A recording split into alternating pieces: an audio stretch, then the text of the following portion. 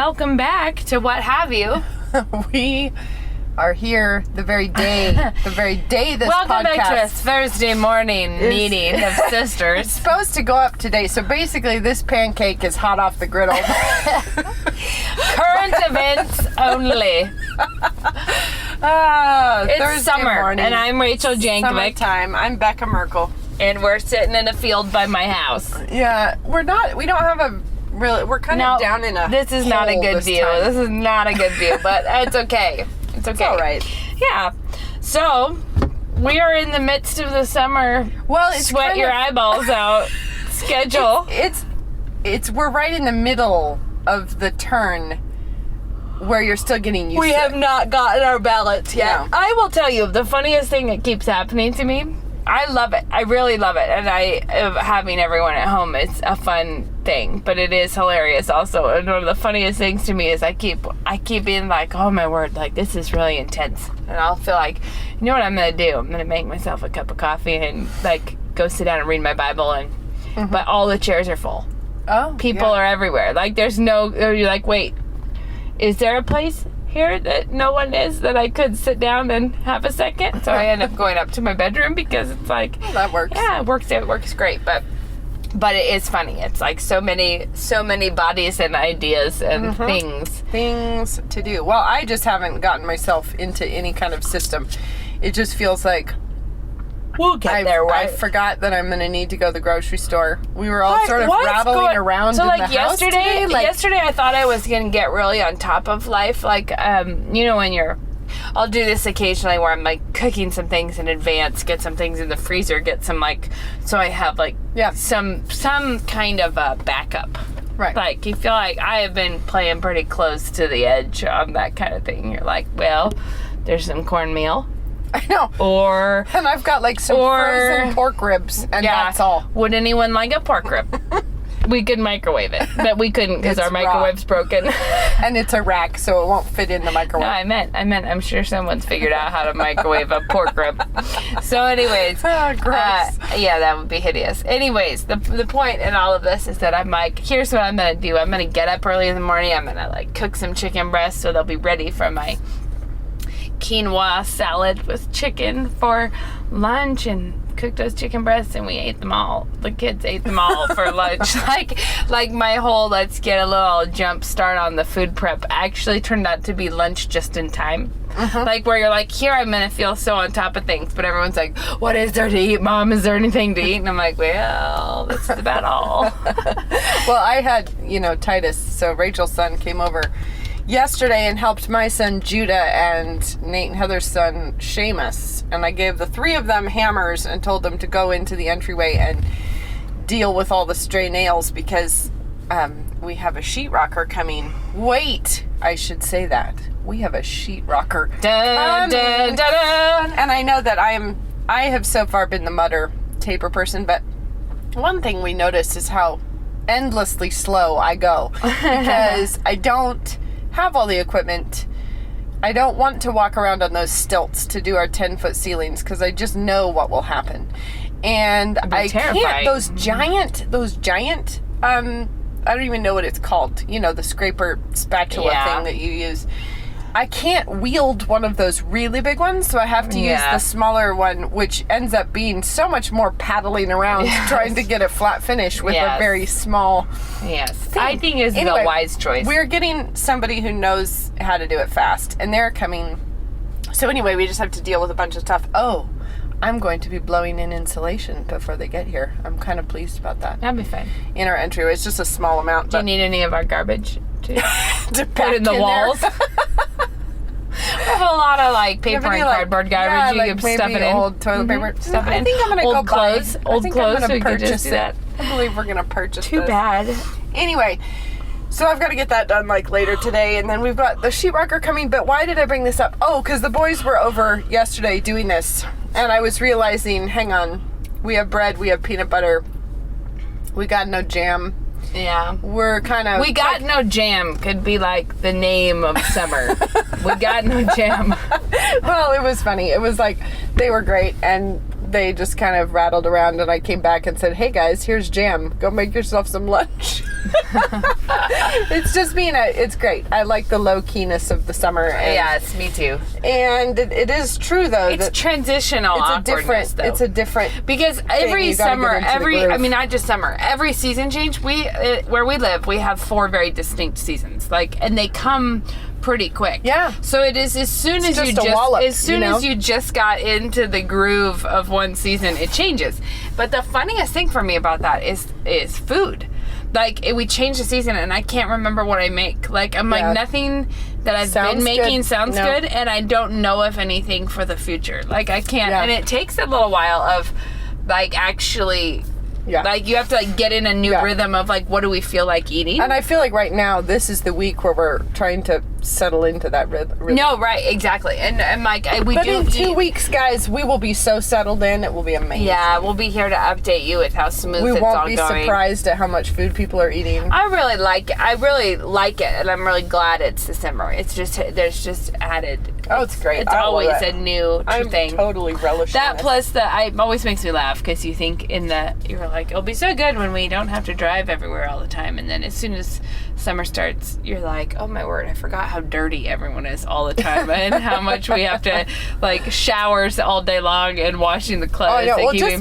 I'm dirty all the time. It'll be so nice when we don't have to have these snow boots in the entryway, and then the next minute you're like, my goodness, these flip-flops, they're everywhere. I know. And I've got so much dirt under my fingernails because I keep going out to the garden to mess around with something or other, but I never put gloves on. I get clay. So I go and I jab around in the dirt for a minute, and then the rest of the day I'm like, my hands are so ugh. Anyway, I need to just get some gloves. Invest. I have gloves. I just never put them on. An ounce of prevention. No, I know, but I never change my clothes before I paint either. It's a terrible dysfunction that I have. Because I'm always like, I won't get any paint on it. It'll be fine. But then you do. Well, not always. Yeah, lots of times I don't. I actually sympathize with that struggle. I've done that same thing. I'm like, unless it's really my favorite newest pair of jeans or something, I tend to be like, it'll be all right. Yeah, I know. Why? It's not a good idea. And occasionally you do get a mishap. I bet you anything that doing that doesn't keep you from keeping old paint clothes. You keep clothes to paint in, but you don't put them on. But you don't put them on. Yeah. Because why would you? Because you're not going to get paint on. Because you don't do it. So this is how we keep our clothes moving on. So yes, that's what we've been anyway, up to. So this is what we're going to talk about. What are we going to talk about? With summer comes every woman's least favorite topic of conversation with other women ever. We got a question about modesty, and it is the heat wave of the summer. It's such an explosive subject. I just need to say this anyways because this is funny. Because we live in a college town, at the very beginning of the school year is really, really in the middle of a very hot season here. So all the college girls come back.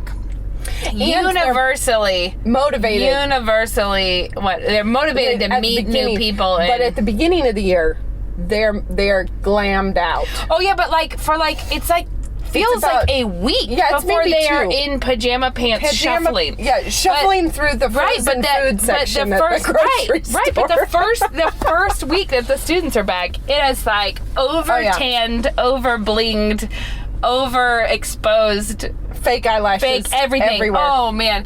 To infinity and beyond with the glam, and everyone wants to come back from summer looking so much more worldly wise and mature, and they're all prancing around, buying futons at Walmart, and then and then 10 minutes later they look like they've been drugged through a bush backwards.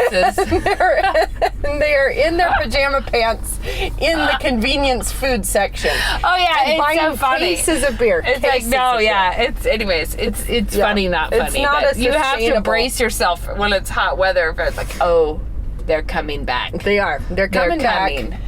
We get to see the newest trends in immodesty now. Oh yeah. Soon. And be ours to enjoy. Think of some of the ones that we can just be grateful that it left us. Because remember, maybe when was it? 15 years ago, where it was the midriffs. Becca, that's back. Well. Now it's different because this last. No, this was we had girls with jeans on with like 1-inch zippers. Yeah, low rise midriff. Super low rise. And then the short shirt. And I feel like it was when Britney Spears was first on the scene. And well, it was also the era of the tramp stamp.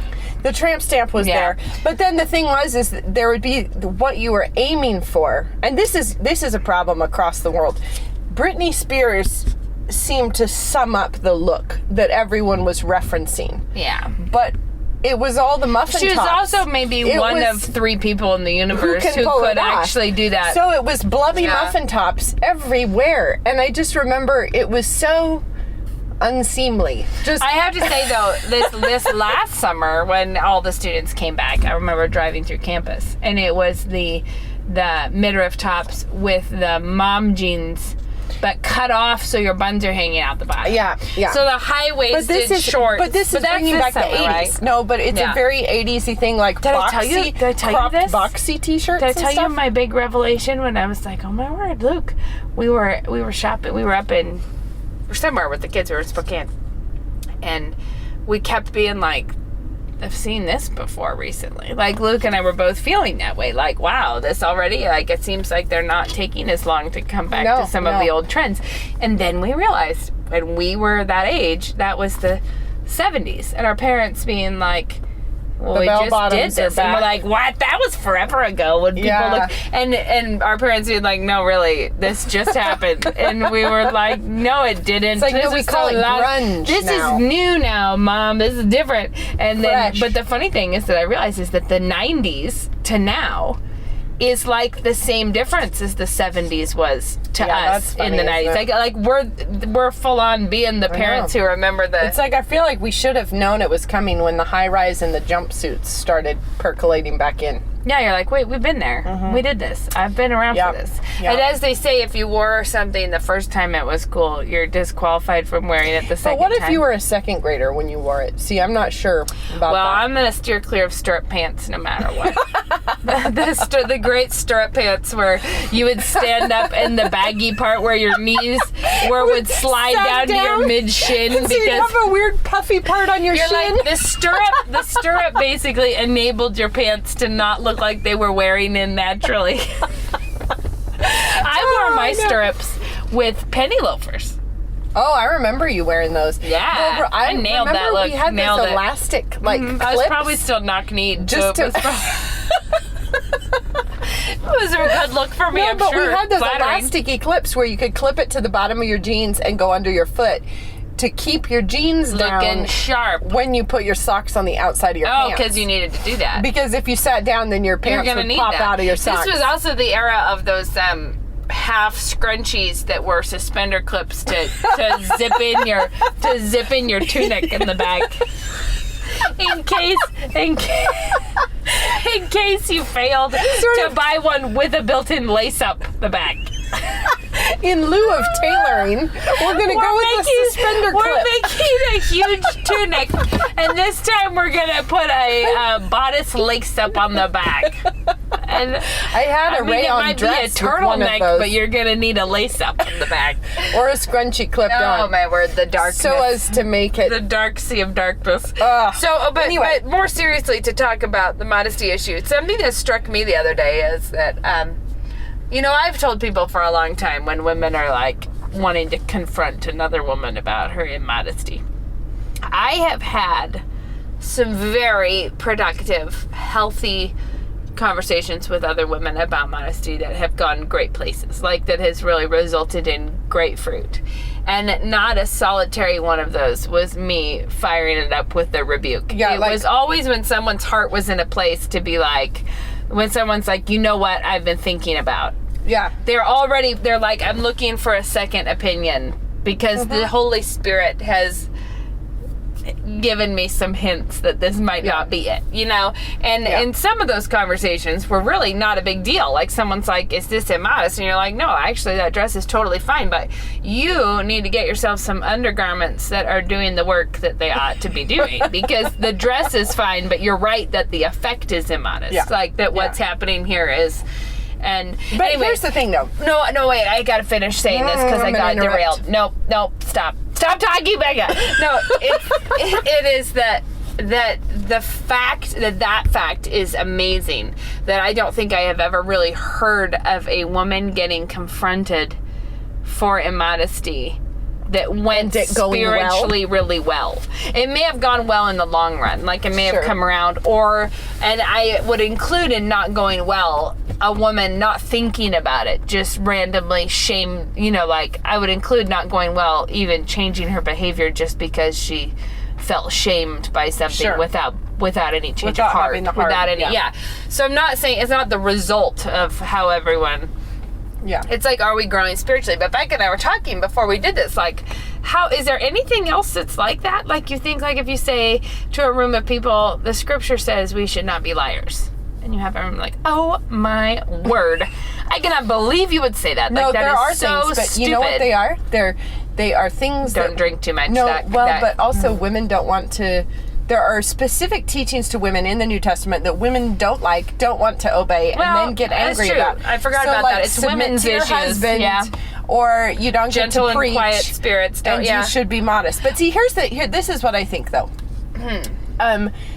There's this funny sleight of hand that I think happens, where I think we buy into the world's definitions, and once we've done that, there's no good answer that we can get, because it's like we've messed up on the first step of the math problem, and it doesn't matter how you do it, you're going to get the wrong answer. Our assumptions are bad here, because you're saying like we're trying to solve for X, but X is not the thing that we so like the thing is, like right at the very beginning, I think what happens is beautiful gets equated with immodest, and then what happens is not just immodest, but like specifically, if you think, what do I want to be? What would be beautiful? You might have in your mind images that other people would have. You could also put hot or something sexy or something. You're thinking, well, beautiful is that. But it's when we think that beauty equals immodest.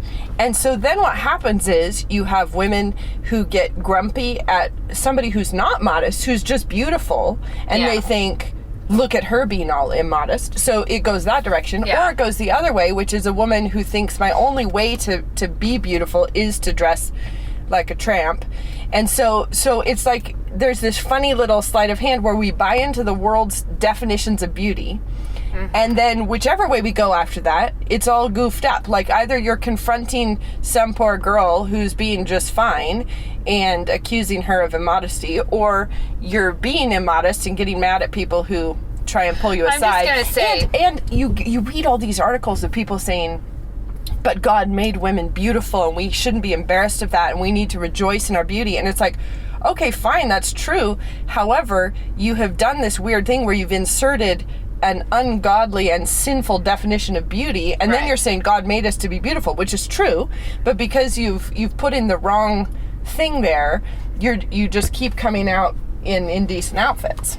Yeah, or like, and then it is just a really sad time, because it's like, here you are in a place where you think God is telling you can't do your best, you can't be your best, you can't do, and it's like, well, there's a whole lot that if women just embraced modesty as a standard, that there's so much to learn about it that we're not even looking into. Like, we're not even willing to check about it, because... But if we embraced, yes, God did create women to be beautiful. Yes, all of those things. But then just question the assumption at the front end that beautiful is whatever is on the cover of Cosmo right now.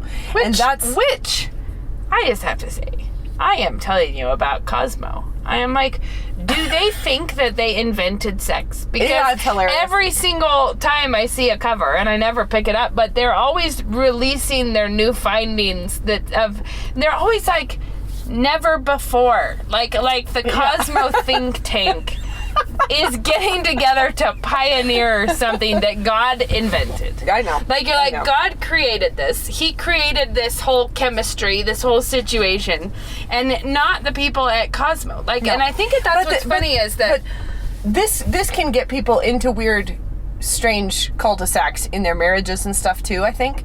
Because what happens is we look at that and we're like, okay, that is what beauty looks like. Unfortunately, Christian women can't do that in public, so we'll just do weirdo things in private, where it's like, hang on, you know, like, I No, feel we like... bought into this, so we think that this is what we're still... like women who would say that's not appropriate for me to publicly be like this, but in private with my husband, it's okay for me to try to be a Cosmo woman. Like, I'm going to try to get tips like, from this. When on. it's like, but what are you thinking? Because... like what I was saying about Cosmo did not invent sex. Well, you think, well, right, God did. And God created men and women, and he gave us the rules. And he didn't do that because he's embarrassed of what he created. No, because you've got the Shulamite. It's not like God is like, we've got to keep them away from this really hot thing that the world cooked up, because they didn't cook that up. Like, they didn't. And it's, well, and they're always doing a sort of a dorky job about it too, because I think maybe this is a thing to say about modesty, is that for Christian women to assume modesty is not a prohibition of you enjoying what God made for us. And that instead of that, it is actually dominion. It's actually this is how you inherit these wonderful gifts from God. Like, obey him, you do this. And it's not like, well, we've been kicked out of the garden party and God says we have to make do over here. And it's this comes down to, well, remember when Dad would always say, when we were talking about different, get to, not got to. Yes. And if you think about it, so the New Testament tells Christian women, it has an active command to be modest. It doesn't prohibit being immodest, if this makes sense. So we always treat it as if there's this, you can't go over there. Are you sure immodest is never used? I feel like it is. Well, I'm thinking of the verses saying women need to be modest. And so if you think about that as an active command, we tend to think, prove to me how I can't wear this.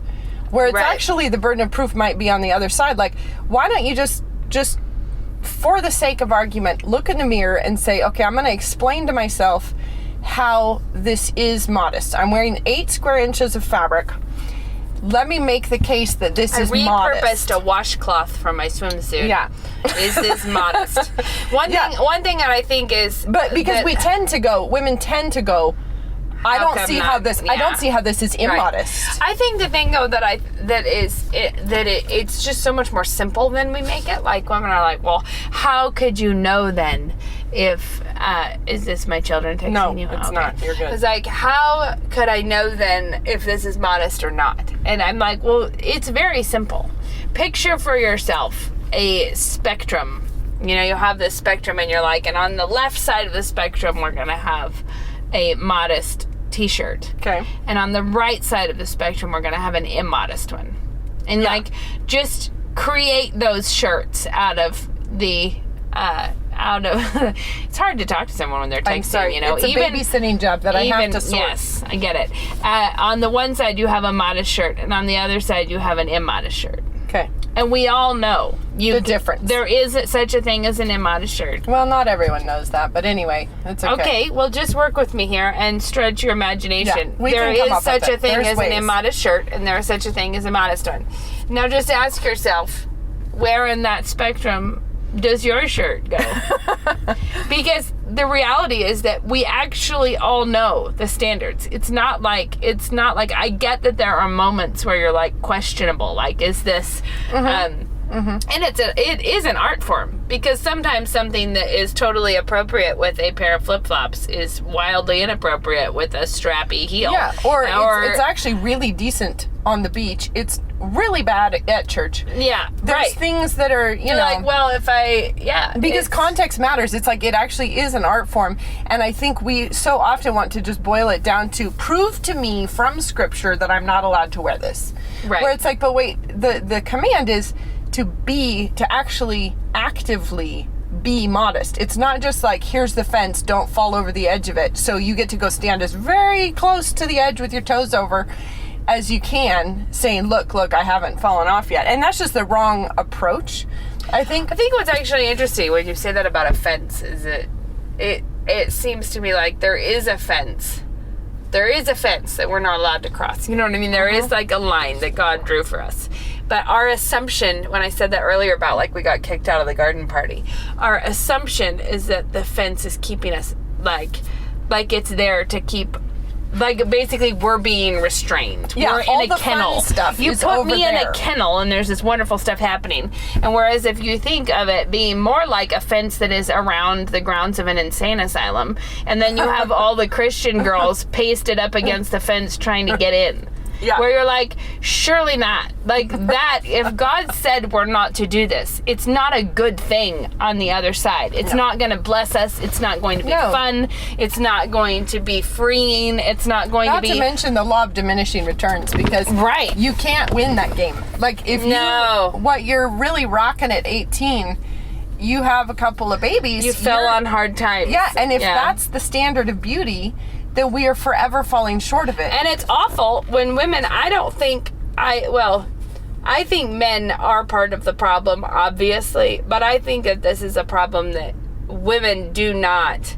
It is like a weird thing where women competing with other women and it is a problem that I don't think men are as troubled by it. They're as troubled by the results of immodesty. Yeah. But I don't think that Christian men in general... Well, I don't know. That's probably way too broad of a brush. I was going to say among Christian men that I know, it's like if they really love the Lord and they accept his word as good, then it's not like they're wishing their wives would be more fiercely competitive at the and if husbands strut your stuff. Yeah, and if husbands are like that, that is a sad problem, and a wife is really in a pickle with that. And so years ago there are guys like that, and there are Christian guys like that, and that's a different problem. Yeah, it's a difficult place for a wife to be. But there was years ago, when I was in college, probably I was modest by, like, I don't think I knew. I was fine with it. You know what I mean? Like, I was fine with the cultural rules, but I was not, meaning church and family and everything. Yeah. And there were tons of things that I think I just needed. It was just those moments where some things get internalized. I was not really struggling with it, but I was downtown and there's this cute girl walking with her boyfriend and this uncute man who I knew from around the town as a general lecherous pud. He smells bad. Yeah, but he's a super chubber kind of a man who would wear Hooters shirts all the time. Not like a little hairy belly Hooters, sticking out not underneath. Hooters shirts. Hooters shirt is one of them. It was very badly faded and worked over, and he's a pasty looking pud. And he was sitting on this bench and happened to be, for unknown reasons, he said, not a great complexion anyways. I felt like God orchestrated this moment for me because it was amazing. Did not have a good complexion, and for whatever reason was wearing a visor with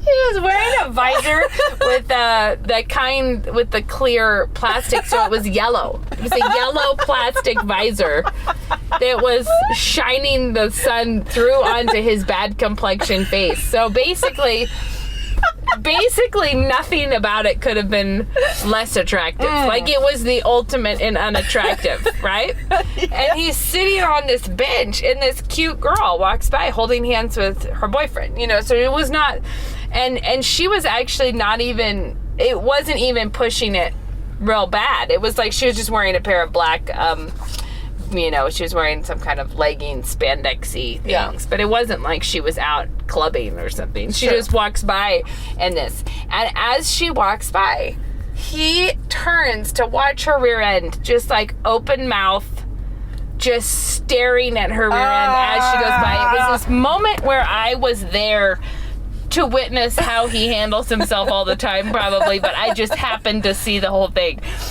And it was just like, oh no, and I don't think it was a moment for me that just made me realize that God telling you to be decent. Now, I don't think it's our responsibility to keep pervs from none of that. But it was just a moment where I saw how much like how much you're free to not be. You don't have to go market your wares to this man. Well, you know what I mean? Like, basically, there's lots of girls who put on something, and just for the sake of argument, let's assume that all of us agree that's not a modest outfit. That's pushing it. Yeah. You shouldn't probably be wearing that.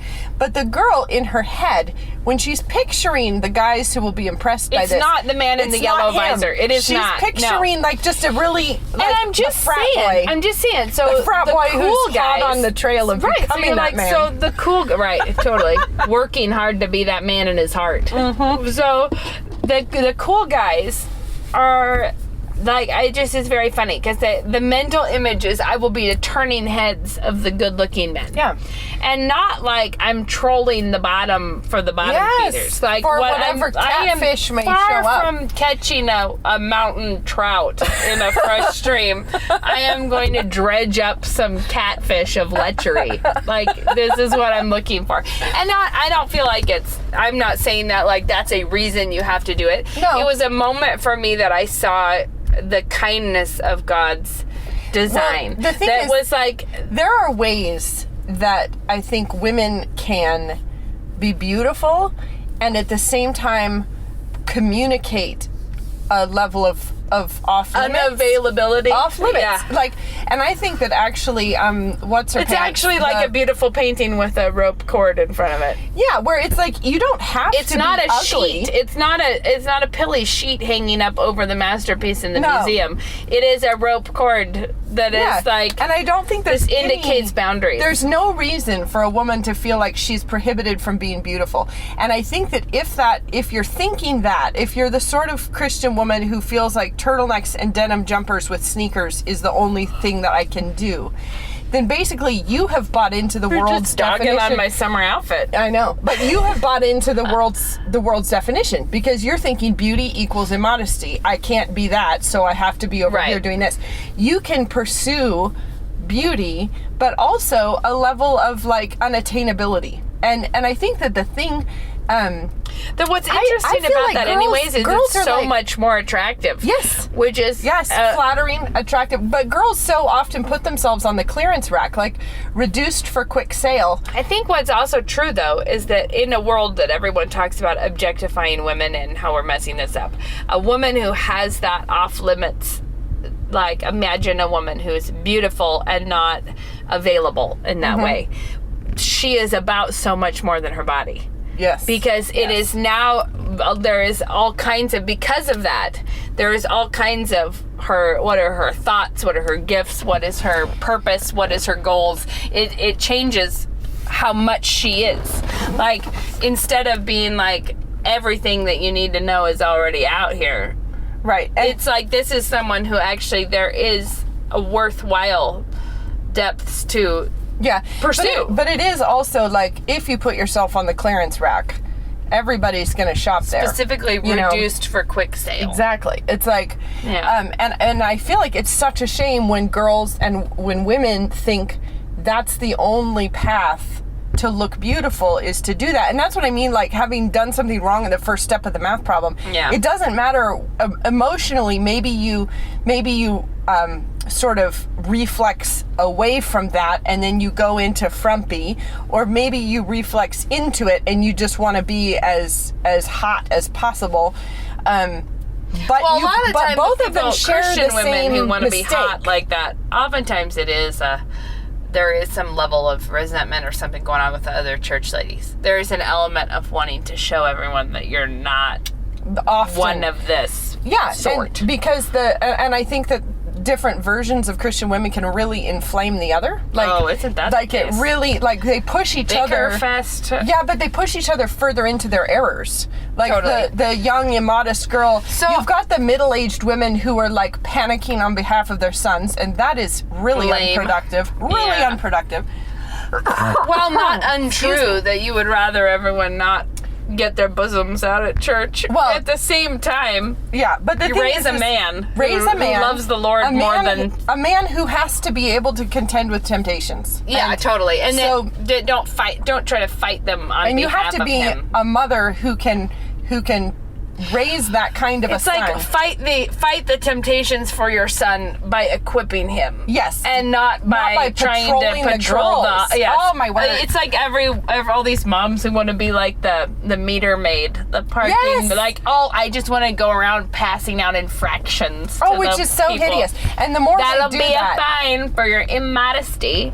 which is also basically like, which inflames the lawless heart of the girls who don't like petty tickets. And I have to say, that is not the way to raise a son who will be able to deal with it. One time in my, I was exposed to this, it was like a abstinence training thing when I was at the Crisis Pregnancy Center. So anyways, but it was this video of a woman who like travels the country speaking about STDs to youth groups. Sure. You know, whatever. But she said, it blew my socks off with how hideous it was. Okay. She's like, when my son was going to go to his first prom, and he's like 12 or 13 or something, she was like, I took his date out. No. Yes, a 12-year-old, like a 12 or 13-year-old. I took his date out, and I said, you keep your hands off my son. Yes! And this is how we're like, be a proactive parent. Basically, run around shaming the 13-year-old girls about if your son has sexual temptations. But this is also like pretty bad. Basically, how to raise your son with no immune system at all. You're like, basically, he's available for anything, so I have to be here to try to run interference. So bad. So that is terrible. But I want to end this discussion with a challenge at all, which is that as a Christian woman, sometimes our hearts can get snagged up in things like what we're talking about. Women who annoyed you, an article that annoyed you, an attitude that you didn't like, or a church lady, or someone said something offensive and something happened, and so you have written off things out of disgust with other Christians' behavior.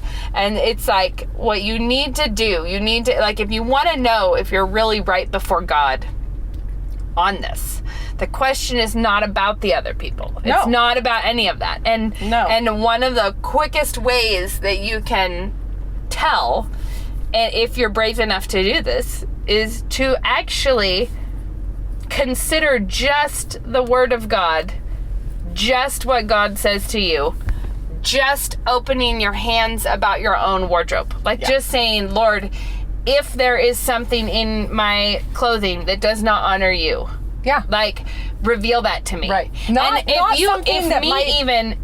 something that might bother Aunt Patty, or something that may tick off one of these overprotective mothers, but specifically asking the Lord, like, open-handed, like, maybe that tiny summer dress I bought does not honor God.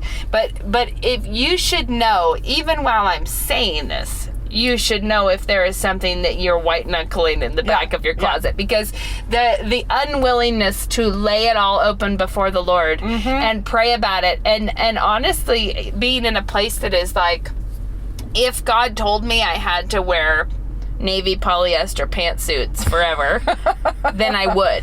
Yeah. And that's the thing. If the Word of God actually says that I trust God enough to know that He knows what is best. Right. And I will do that. Like, I will obey. And act in faith. Step out in faith, and then trust that God will use that. See what God does with that. And do it on your own, not because of someone who's been hinting or trying to get you to read articles about whatever, or trying to, like, think about it. If you're a Christian woman, you want to honor the Lord with what you're wearing. And He actually has words for us about this. So you say, if I'm not sure, then ask God to make it clear. Like, ask God to do that. And I'm willing to bet you that even the act of doing that is an act of sacrifice. Like, it is a feeling of I remember somebody describing that, the sacrificial lamb, you know, the way that they sacrifice them, where they would hold the wool, I guess, do they call it fur, whatever, they would hold on the top of their head to pull their head back to expose their neck. That position is the position of sacrifice. And when you think about it, like, Lord, whatever things I've been holding, whatever things, my chin. whatever things I've been trying to keep out of your sight, keep away from your hand, or just not thinking about. But like thinking, like, okay, Lord, let me be in this posture of sacrifice and tell you that there is nothing in my closet or in my drawers that I love more than you. Like, and like, picture yourself trying to explain to Christ, but I was on the beach. Do you not understand that there was sand? Don't you know? So when the Bible said to be modest, I didn't think you meant it when there was sand. I assumed. If sand was in the picture. I assumed it was a sensible. It was only. I'm just saying that's a challenge. Is to actually say, like, you know what, Lord, I love this dress, but if it doesn't honor you, I want you to know that I am willing to let go of this. Yes. You know what I would even do, Lord? I would even buy something that I could wear a bra with. I would do that if I had to. Like, and I'm just saying that, no, like, as a Christian woman, that should be your posture, not just about modesty, about everything. Like, as you know, later on when you have children, there are all kinds of times where you realize that the flesh wants you to hang on to your husband or to your children more than to Christ, and that you need to be always willing, like always with your hands open, always doing this. And I'm saying that's just a challenge, because I'm telling you, I think you already know the answers. That's what's funny. It's like, if you're willing to do that. Well, I have a quick example of this, which is I have to be sort of in charge of uniforms at Logos, not in charge of the policy, but in charge of, like, telling people if they're not. Yeah. Anyway, there was one time I was talking to girls, and I love the Logos uniform policy because it is it's clear, but it also allows flexibility for the students. There's lots of room for interpretation. And I love this. There's lots of reasons I love this. But it says dress shoes for the girls. But of course, that is you can get away with some stuff. So one time I was talking to some girls, and I was like, okay, everybody who's wearing dress shoes, go over here and stand here. All the girls who are not wearing dress shoes, go stand over here. And then, if you're not sure, stand in the middle. So they all split up. And it was like, yeah, actually, we all know, don't we? Yeah. That's not a dress shoe. It might not be provable in court that it's not a dress shoe. Yes. But we actually know, all of us know, that that's not a dress shoe. Right. So, anyway, it was, and there were only like maybe 2 or 3 in the middle. And it was like, yeah, okay, I see that was a questionable one. But I think that the modesty thing is similar in that, where it's like, if you were willing to acknowledge what you know. If you're saying to all the other Christians, prove it in court that this is not modest. Yeah. But it's like, but truly, if you're honest with yourself, lots of times we know the answers. Well, and one thing is, if your heart bridles against women that you feel are legalistic or are uptight or are weirdly stifled, which sometimes they do seem to be that way. Yes, there's plenty of them. If your heart is grieved by that in a not godly way, if you're just mostly like, are you joking me? This is so annoying, or whatever. That one way to respond to that would be to do whatever the old ladies said you had to do, and wear yourself a pantaloon and you know what I mean, like, and whatever, and a bonnet with a big bow under the chin, and you're like, well, I feel like little Bo Peep, and this is the worst. And so one way to just let them be in charge is to let them be in charge by telling you everything you have to do. The other way to let them be in charge is to act like they stand for the scripture. Yeah. And that you don't then. Yeah. Because they do, you don't. And what it needs to be is that independent of what other people are doing. Like, you don't do just what fundamentalist people tell you have to do, and you don't do the opposite. You do what you believe God wants you to be doing. And you be brave enough if that looks like you're closer to people you didn't want to be close to. And if your friends say, what on earth are you doing? It's like, that's a risk you're willing to run for obedience. You're like, not only is it a risk I'm willing to run, it might reveal to me how much these are not godly friends. Like, how much these are not people that you ought to be with all the time, making all your decisions with. So, anyway, there we talked about modesty. And look, we ran ourselves right up the clock. Do you have a tip? A tip. I'm going to say my tip for the world is buy linen sheets. I love them. Love them so, so, so much. I wanted them for like so long. Game changer. And I finally splashed out and spent the money on it. And I adore them. I bought them too from like Overstock or somewhere where I got a deep discount off of whatever they were originally. Holy cow, I love them. I have a dream to someday have linen sheets. Yeah, well, do it. I'm just saying, do it. Have you read Peace Like a River yet? No. Yeah, see? So when you do that, I'll buy linen sheets. Oh, my word. Yeah. I know, the pressure's on. The pressure's on. I know. I think my tip is to read things, because I go through phases where I'm not reading very much, and then I start reading again. But one of the things I noticed, I think I mentioned last time that I read a book called Boys in the Boat, and what's made me laugh is it's just a book about rowing. It's a book of, it's a historic book. Great. Good book. But what's funny to me is how many times I've thought of it since that time as like, oh, it's just like this analogy or this whatever. And it just made me think about that in rhetoric, the copiousness, like part of that, like reading fiction strengthens your ability to talk about something totally else. Reading history strengthens your ability to write poetry. Doing, just basically be interested. Be interested, but it's just been funny to me how I read one book about rowing and I've used examples from boat building like 4 times in in serious conversations where I'm like, no, you know what this is like? This is just like the Western red cedar in a racing shell. Well, we were talking about it with regards to painting that has life versus painting that doesn't. It's like this almost imperceptible tension that creates something that's alive. Anyways, the point is read lots. Read and buy linen interesting sheets. Things. Yeah, and then sit in your linen sheets and offer read. your closet to the Lord, buy linen sheets and read. And everything's just going to go so smooth. It'll be awesome. Just going to look in the mirror and look at the... And stop trying, if you happen to be a woman who's trying to break through the fence into the asylum. Just recognize stop. that actually Lay maybe no. Turn around and so much see happier. all the things that God has offered to you. That is not the one prohibited area. Anyways, we gotta go. Look at how long we talked. Enjoy your day. Have fun. Enjoy this episode hot off the griddle. Gotta go. See you next time.